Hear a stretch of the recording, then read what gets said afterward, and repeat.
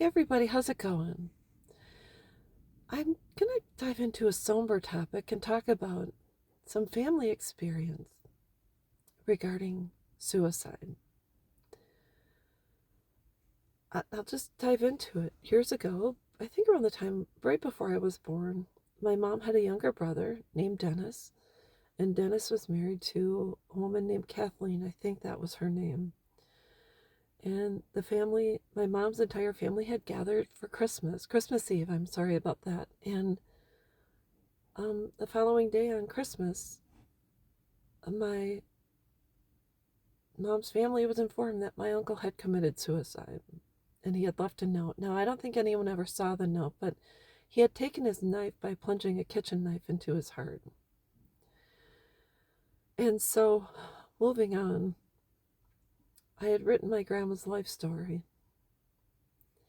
and surprised the entire family. And she had written special memories of each one of her children. And when it came to talking about Dennis, my mom's brother, the whole family cried because he had been a light in the room. And when it comes to parental estrangement, I truly think the way I can equate this in being most similar to the losing of a child through suicide is I think it is a mental, emotional, and physical suicide. And if someone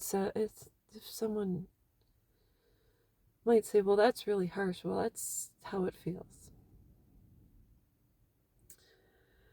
And so it's one of those situations where a lot of us are not prepared. It comes out of the blue. Mine happened where my oldest moved out while I was at work every day. She moved things out, and I come home and her room's, for the most part, it was empty. And there is absolutely no way a person can prepare for this situation. You know, there's a losing of a child through suicide, which is absolutely devastating, which I saw on the faces of my mom's brothers and sisters, my grandparents, my grandfather, while reading, while my grandma was reading aloud about Dennis, my grandfather covered his face and cried. And this is a man that was pretty tough overall, so this is not typical for him. And you saw a family that was just broken. And when it comes to parental estrangement, when a child leaves and they turn towards one parent and away from the other, or leave both the parents behind, or still continue a relationship with the rest of the family, or aunts and uncles, cousins, this and that. You have one or two people left behind, left reeling, sitting there with a great loss, while other people are still in touch. And you wonder, how am I going to survive this? What am I going to do? And the thing is after time, and my grandma, we talked about Dennis, and she recalled him eventually with fond memories. And it's not that her heart had healed from that, it's that she started to focus on the positives and focus on the life that she had been allowed to experience with him and the time she had had with him as a mom.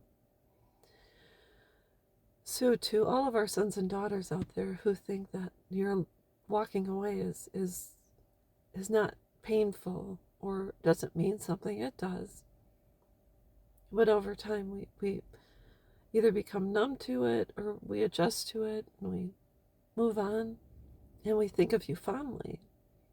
But it is never the same as when you are present. So anyways, that's all I have to say. I've had other friends lose their lives to suicide, and it's just shocking. But when your child chooses to walk away and murder themselves out of your life, it's really, really tough. So anyways, that's all I've got, and I will be back.